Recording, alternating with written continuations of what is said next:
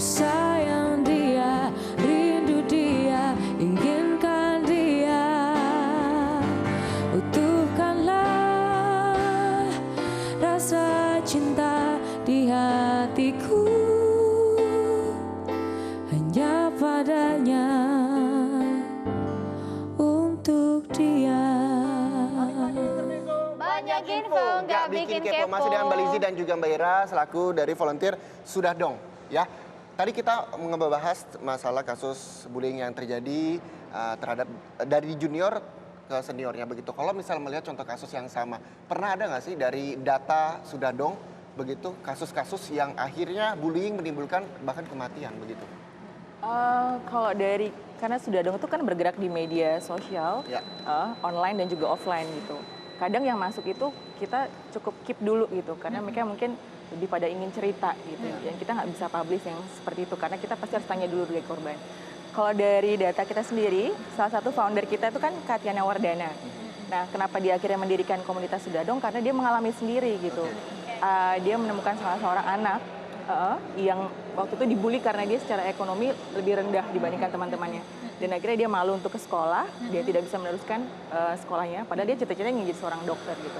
Jadi dari situ udah kelihatan. Iya, Gitu. apakah itu hanya sampai sebegitu saja atau hingga akhirnya yang dibully memutuskan untuk bunuh diri? Pernah dapat nggak sih contoh kasus seperti itu?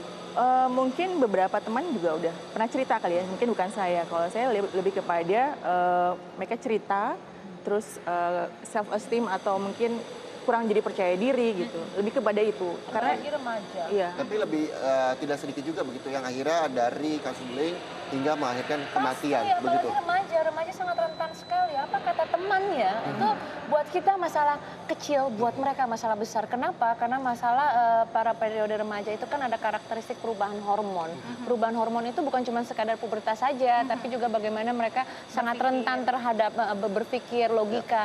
Jadi very sensitive. Jadi memang ini paling banyak dan rentan kasus bunuh diri yang berujung kematian itu pada remaja atau dewasa muda. Sebenarnya Mbak Lizzy ketika melihat banyak kasus seperti itu, payung hukum di Indonesia apakah cukup tajam untuk memerangi itu? Apalagi di sini juga saya baca, di pemirsa ada aspek hukum perlindungan anak, Undang-Undang Perlindungan Anak pasal 76C, Undang-Undang 35 tahun 2004 juga masih terkait dengan kasus bullying. Apakah ini efektif payung hukum terkait dengan bullying di Indonesia? Payung hukum di Indonesia belum clear tentang bullying. Kenapa? Karena kalau kita ke sekolah, pasti Mbak Ira juga setuju, ya. Guru-guru masih belum bisa tahu, ya, kelas gitu ya, di kelas nih paling sering nih.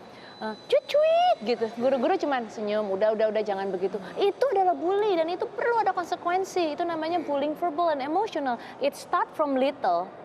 Kita cuman biasanya orang awam, baik itu pendidik, itu hanya melihat bullying itu tuh kalau sudah ada kematian, sudah ada lebam, ya kan? Baru itu dikategorikan tapi kalau verbal tidak.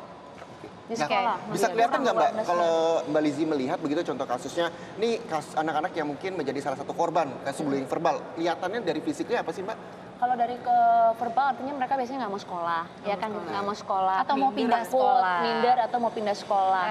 Nah terus udah gitu juga perlu dilihat juga, ini orang tua juga perlu tahu kenapa? Karena ternyata korban bullying itu juga nggak semua bisa jadi korban bullying.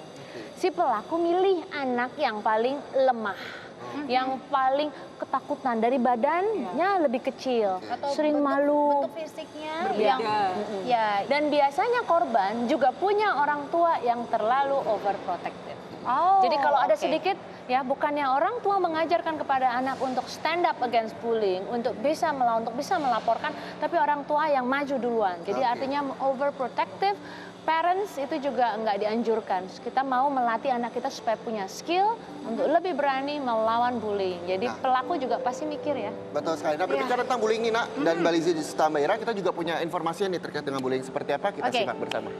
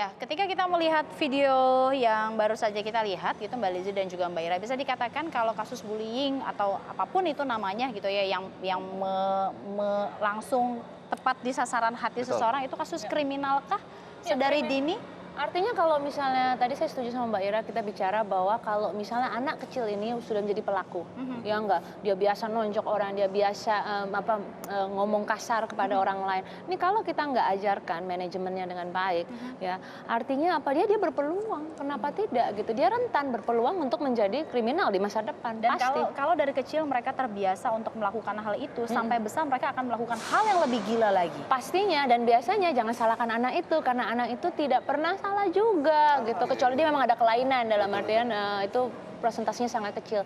Biasanya tadi anak itu juga melihat dari orang tuanya, jadi agresivitas tidak muncul dengan sendirinya. Oh, Pasti jadi juga melihat ada pembelajaran dari lingkungan sekitar, lingkungan begitu ya? sekitar Oke. ya, atau orang sekitarnya Ya. yang mencontoh. Nah Mbak Ira, kalau misalnya caranya ketika sudah mendapat bullying nih, ingin sembuh atau ingin jauh-jauh lah dari kasus bullying, bagaimana sih caranya?